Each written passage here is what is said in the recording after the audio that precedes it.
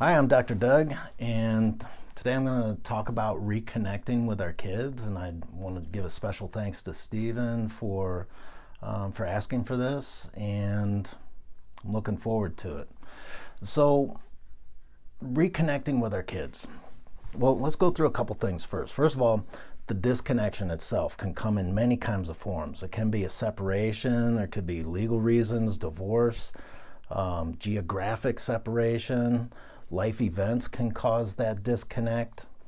Um, it actually could be kids going through different life stages, like hitting adolescence and getting more heavily involved in screen time, all the tablets and phones and different things that they're doing on the screens. So disconnection can come in a variety of different forms in there. And even as parents, we can have disconnection with our kids because we're just kind of feeling depleted. We're getting worn out, we're getting burned out, and we need to rejuvenate ourselves. So that disconnection can come from all sorts of different places. And some things to keep in mind when you're working on reconnecting with your kids. So some basic rules to the reconnection. One would be we don't use guilt. Don't weaponize guilt with our kids. We want to make sure that we keep it more positive, more encouraging. And with encouraging in mind, we ourselves as parents don't let ourselves get discouraged. We want to continue to be encouraged. Never give up. Keep on going. Don't quit. And it's never too late. One last piece is that we don't want to become defensive when we're trying to make that reconnection with our kids. So defensiveness is out, and it's never too late. So with that in mind, there are three big components to it. Now there's a lot more to it, and this is like a good starting point. All right, so keep in mind this is three components that are a really good starting point. So the first one is all about communication, and top of the list on communication is listening. And we want to listen to what they have to say, and in fact, even repeat some of the words that they're saying. Like if a kid says, well, I'm feeling upset, just reflect back. So you're feeling upset. What's got you upset? Notice that's an open-ended question. What's feeling you upset? So using those open-ended questions helps encourage them to communicate more. But don't interrogate with the questions. You want them to be in charge of the conversation. So limit the questions, actually limit a very low number of questions so that they're the ones who are in charge of the flow of the communication. And you want to use your empathy. So recognize what's going on. You seem like you're unhappy about something. And if you're right, they'll say yes. And if you're wrong, they'll be glad to let you know, no, I'm not unhappy, I'm frustrated, or whatever they're feeling. And that's okay. And you want to validate them. And I'll do another video on validating, because validating is a whole tool by itself. But validating is a form of connecting with our kids, with people around us in general.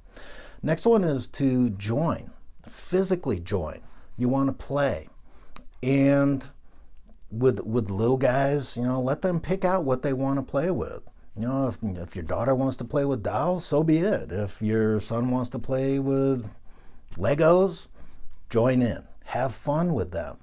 Join with them. Don't play parallel, but join in the play with them. Build something together. Do some artwork together, some drawing. With older kids, it could be video games. It could be more craft. It could be getting out and playing outdoors, playing basketball, tossing a baseball, whatever it might be. Let them know you love them and that you're enjoying that time together, doing that. Hugs are very effective. I was reading something recently that said we should be hugging our kids 12 times a day. So hugs are very effective. That physical touch is a great one. Have a hobby together, riding bikes together. My kids and I, we love playing golf together and doing different things. Cooking together, eating meals together. And here's a really nice one. Write a letter to your child, an encouraging letter, zero discouragement. It must be totally positive, all encouraging, loving kind of letter. And you put it somewhere where you know your child is going to find it. like in his or her backpack, or some in a book that your child is going to get to, under their pillow.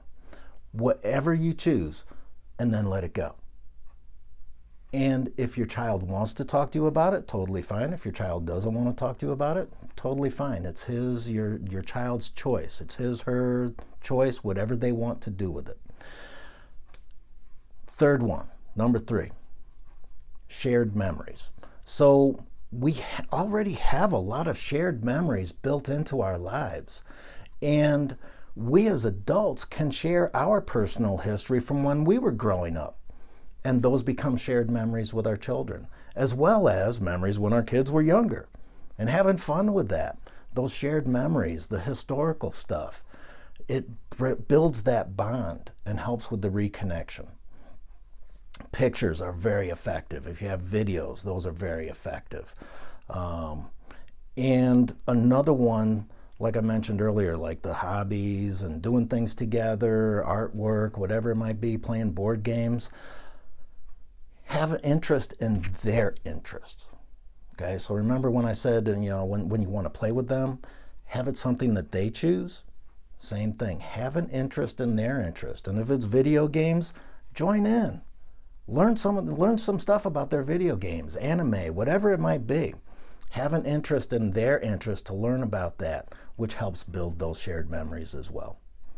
So reconnection, the big 3, communication, joining, and building those shared memories, or using the shared memories.